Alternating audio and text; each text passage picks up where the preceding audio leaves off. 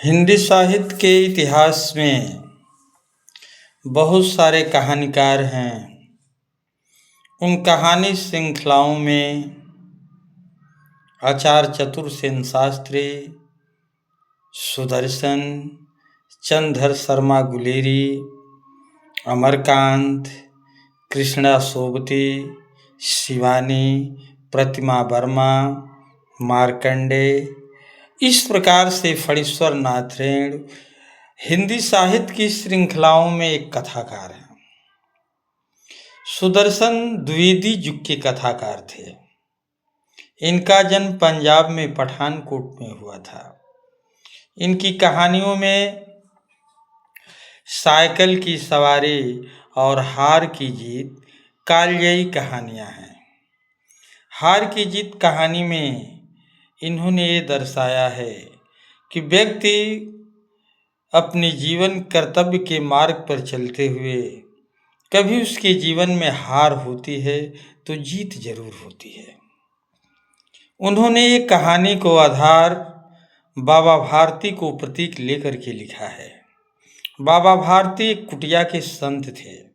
उन्होंने एक घोड़ा पाल रखा था जिस घोड़े का नाम सुल्तान था। सुदर्शन जी ने दिखाया है कि बाबा भारती इतना प्रेम उस घोड़े से करते थे और घोड़ा भी उन्हें उतना ही मानता था। संत होकर के कुटियों में पूजा पाठ करते हुए और शाम के समय जब तक बाबा भारती उस घोड़े पर सवार होकर के इलाके का सैर नहीं कर लेते तब तक उन्हें चैन नहीं आता था। सुल्तान बाबा भारती के बिना भी चैन से नहीं रहता। एक पल अगर वो बाबा भारती को न देखे तो उसे खामोशी उसे बेचैन कर हिनहिनाने लगता था। बड़ा बांका घोड़ा, इस इलाके में घोड़े की बड़ी शोहरत थी। उस इलाके में एक डाकू था जिसका नाम खड़क सिंह था। खड़क सिंह ने बड़ी तारीफ इस सुल्तान की सुना था और कहा कि बाबा भारती की कुटिया पर चलूंगा और घोड़े के देखूंगा कैसा बांका घोड़ा है। जैसे साहूकार को अपने देनदार से, किसान को अपने खेत से लहलहाते हुए देख करके जितना आनंद आता है उतना ही आनंद बाबा भारती को अपने सुल्तान घोड़े को देख कर आता था। इस प्रकार से बाबा भारती सुल्तान के बिना नहीं जी सकते थे और सुल्तान बाबा भारती के बिना। घोड़े का नाम था सुल्तान, बड़ा बांका घोड़ा था। इस इलाके में बड़ी शोहरत थी बाबा भारती की और सुल्तान की। यह शोहरत खड़क सिंह डाकू ने सुना तो कहा मैं थोड़ा देखूं।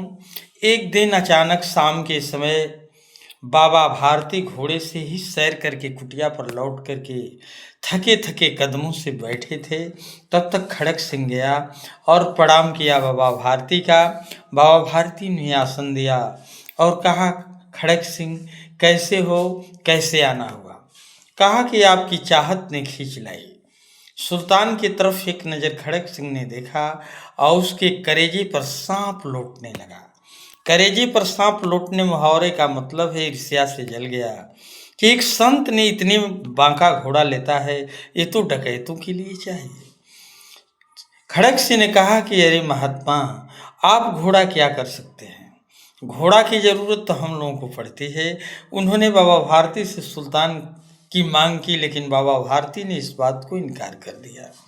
जब वहां से खड़क सिंह चलने लगा तो उसने कहा कि जिसे खड़क सिंह चाहता है उस घोड़े को ले लेता है और एक दिन घोड़ा लेकर रहूंगा। धीरे धीरे वक्त पर वक्त, समय पर समय बीतता गया, बात पुरानी होती गई। बाबा भारती को कुछ दिन तो खड़क सिंह के डर से अस्तबल के सारे गेट बंद कर देते थे। रात रात भर उन्हें नींद नहीं आती थी। लेकिन धीरे धीरे जब वक्त और समय बीतता गया, बाबा भारती खड़क सिंह की बातों को अनकहा समझने लगे और वो डर धीरे धीरे समाप्त होने लगी। एक दिन की घटना है, बाबा भारती शाम के समय घोड़े से सफर कर रहे थे। वही खड़ग सिंह एक बुजुर्ग का भेष बना करके रास्ते में खड़ा था। कहा, हे बाबा भारती, मैं तो बुजुर्ग आदमी हूँ, मुझे थोड़ा घोड़े पर बैठा करके रामगढ़ की तरफ पहुँचा देते तो बड़ा अच्छा रहता। बाबा भारती के दिल में दया आई। वो तो खड़ग सिंह की बात भूल चुके थे। उन्हें ये नहीं मालूम कि इस बुजुर्ग के भेष में खड़ग सिंह ही खड़ा है। उन्होंने उतरे और कहा, ठीक है, और निहुर कर उस बुजुर्ग को घोड़े पर बैठाने लगे। तब सहसा ऐसा झटका लगा, बाबा भारती जमी पर गिर गए और उनके सामने जमी आसमां घूमने लगा। और खड़ग सिंह घोड़े पर सवार होकर लगाम पकड़ लिया और कहा, बाबा भारती, मैं खड़ग सिंह डाकू हूँ और एक घोड़ा मेरा हुआ।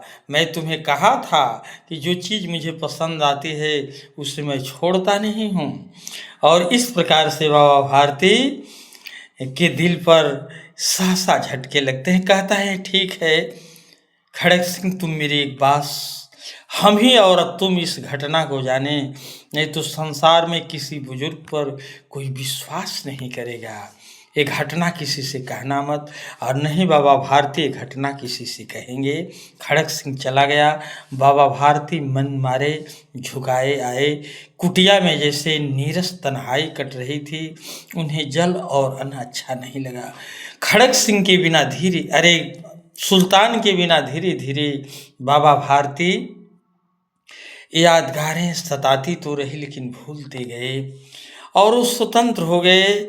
और जैसे लगता है कि सुल्तान कहीं खो गया और बाबा भारती एकदम जिंदगी में हार गए और वहीं पूजा पाठ करने लगे।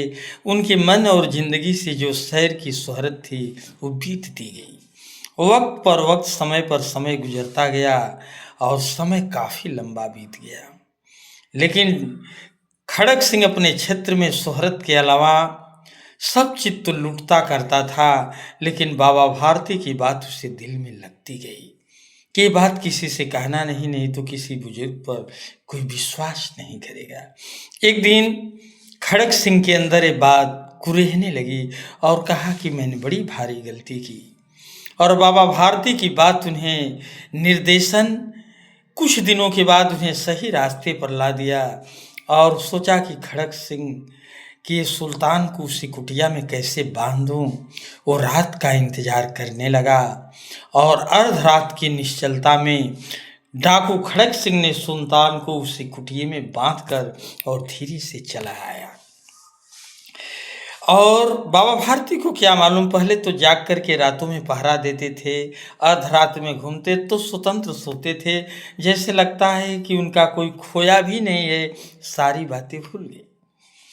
लेकिन अचानक सहसा उस दिन उन्होंने सुबह में उठा और अस्तबल की तरफ से निकले तो उनके खराओं की खटखट की आवाज़ को सुल्तान के कानों में गई और हिनहिनाने लगा और सहसा वो चकाचौंध हो गए। जब सुल्तान की आवाज़ उनके कानों में हिनहिनाने की आई तो कहता है, तो आवाज़ सुल्तान की है। बाबा भारती दौड़ करके सुल्तान को गले से लगा लिए और जैसे लगा कि कोई खोया हुआ बेटा बड़े जमानों के बाद प्राप्त होता है। जिंदगी में कभी हार होती है तो उस हार की भी जीत होती है। यहाँ बाबा भारती हार कर भी जीत जाते हैं। ये कहानी हिंदी साहित्य में मील की पत्थर की तरह खड़ी है। आज भी इस कहानी का कई भाषाओं में अनुवाद, रेडियो रूपक नाटक और इसका संस्कीकरण हो चुका है।